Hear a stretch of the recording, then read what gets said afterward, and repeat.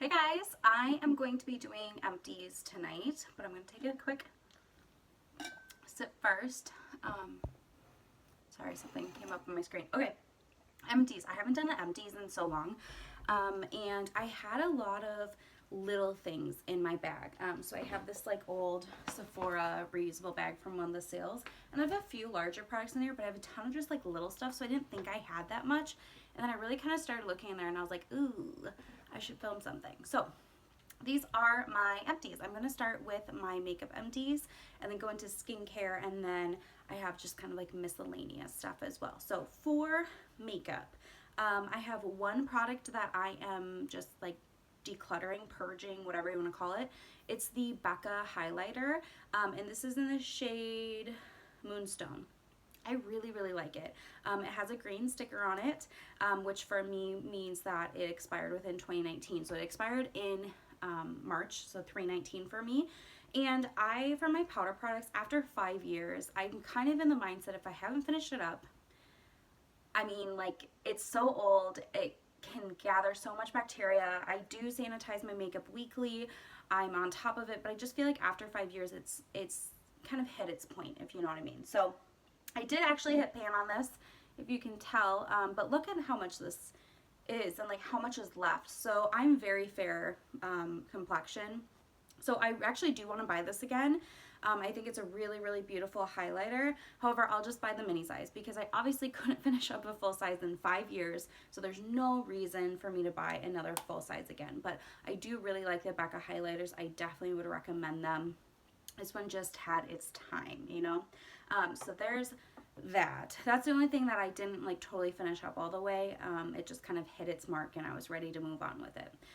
So the rest here, I have my Tarte Smooth Operator Powder, and this is my favorite setting powder. I have very oily skin. This is the only powder that actually keeps me matte all day long. I do prefer the loose version. There's a tiny bit in there. There's always just a tiny bit you can't get out.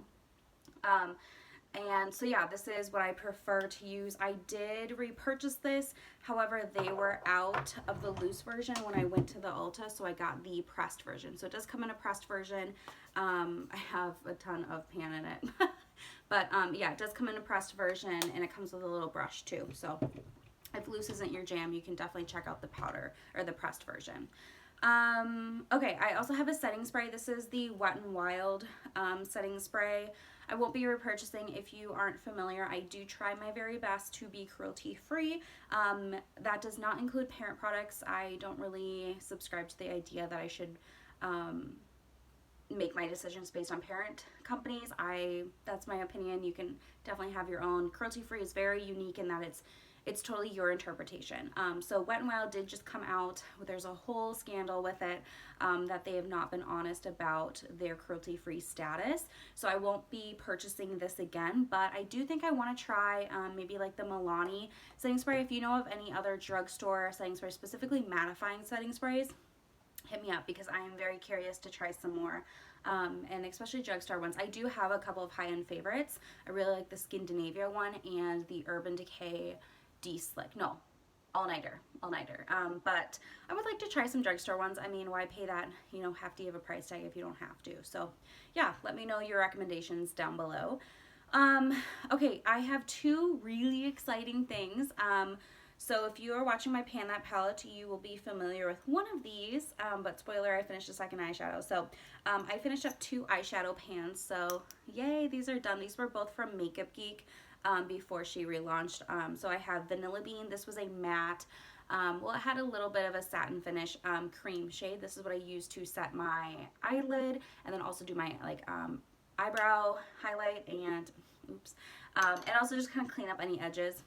And then this one was Beaches and Cream. It just has a stain in the middle. It's not actually product. And this was a really, really nice transition shade. So I did just finish this one up and I moved on to my replacement. It's a higher end version of this, but I really liked both of these. I definitely would purchase them again. These are two like shades and kind of range of shades that I go through a lot. So I would definitely pick these up again. They're magnetic. They're really, really nice. So yeah, 2 eyeshadows. I also finished up an eyeliner. This was the Hourglass eyeliner. This is the 1.5 millimeter. I love this. I'm really into a very fine black eyeliner look. I don't wear it every single day. These are very expensive, but it was nice. I do have one more of these. I think NYX has a dupe for this too, so I want to check that out. It's not a liquid. It's like a gel pencil, so it just twists up and everything. So I might see if NYX actually does, or if I made that up. I can't remember, but I do have another one going right now. And then my last makeup item is my Essence Lash Princess Mascara. This is my favorite mascara. It is the False Lash Effect, so it's kind of in this green teal writing, but this is the brush, so it's a natural bristle brush. It's not too big, and that's what I like about it, because I can really like dig in there. So yeah, I really like it. I'm using a sample of the Kush mascara right now from Milk Makeup, which is really nice. I would say that's the high-end version, and this is the dupe of it. So if you like that, check this one out. I think they're identical. I just wouldn't ever pay that price if I can get this one. I think it's like $5. So, you know, why would you do that? Okay, so that is it for makeup. I do have quite a bit of skincare, so that's what I think I'm going to go into next, and then I'll finish up with the random kind of larger items in my bag. So I only have one little sample here, and I normally don't talk about samples. This is from Paula's Choice. It was the Unscrub. I just want to say this was amazing, and I definitely am interested in picking this up. I don't make purchases from Paula's Choice very often, so the next time I do need to make a purchase, I probably will pick this up. It was very nice, not too gritty. You could use it as like an everyday face wash if you wanted to. It was just really nice. I also used it, I got like 3 uses out of this little thing.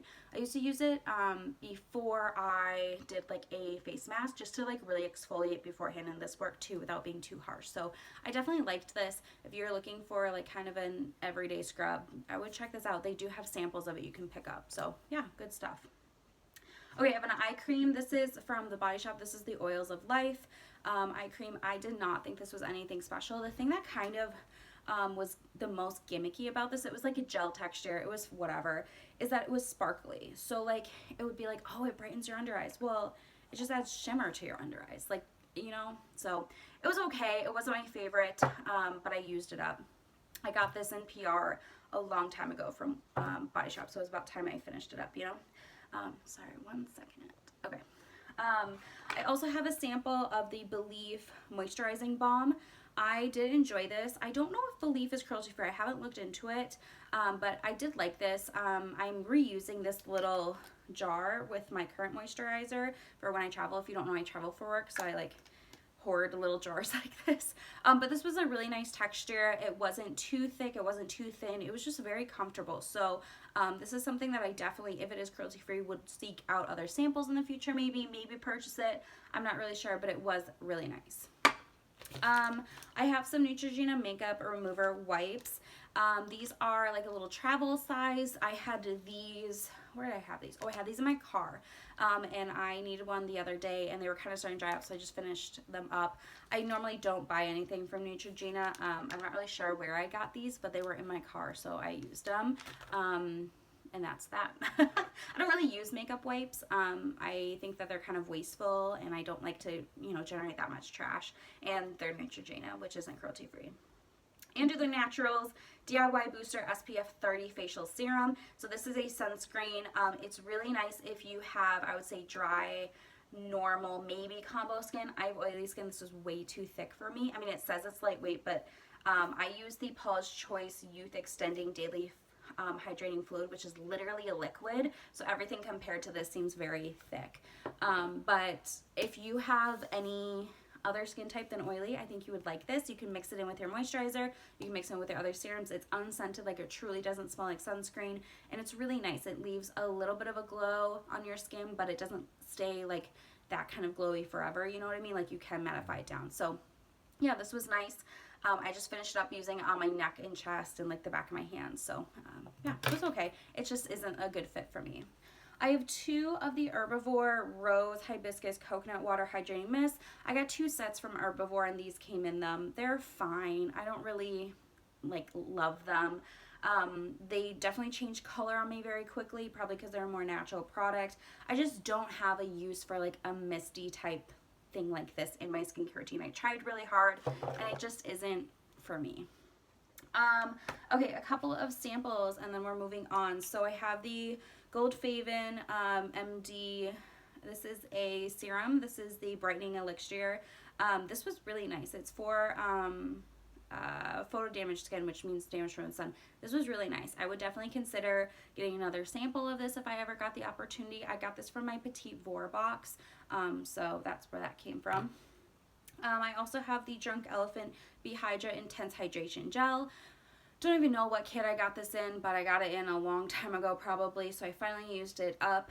It was okay. This is before they redid it. I know they redid the formula to make it a little bit more like a serum, but that's how I used it, was as a serum. It was okay. I don't think I really like totally need something like this in my life, or if I do, I can find it for cheaper, you know what I mean? And the last one is also from Goldfaden MD, and this was the Bright Eye Dark Circle Radiance Concentrate. So this is an eye cream.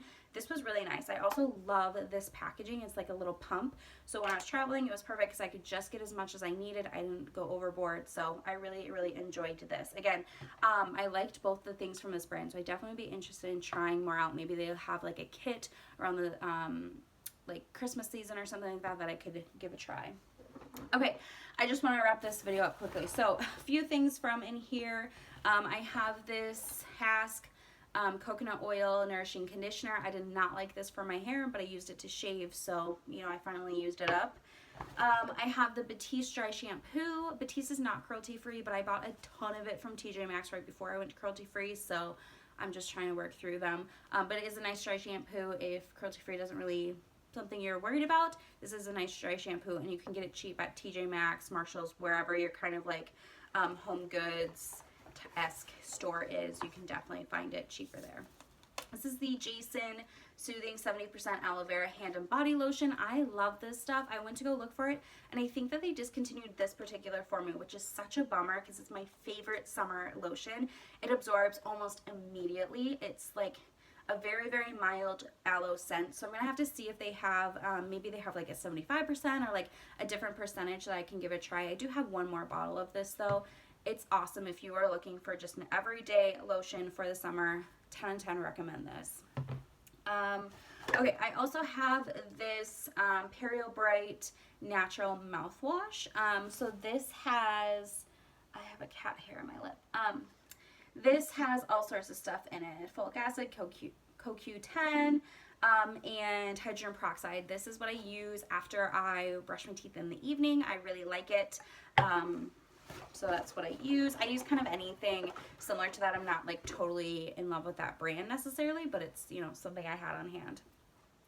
This is the It's a 10 Miracle Leave-In product. This was a travel size. It's fine. I think it's kind of heavy for what it is.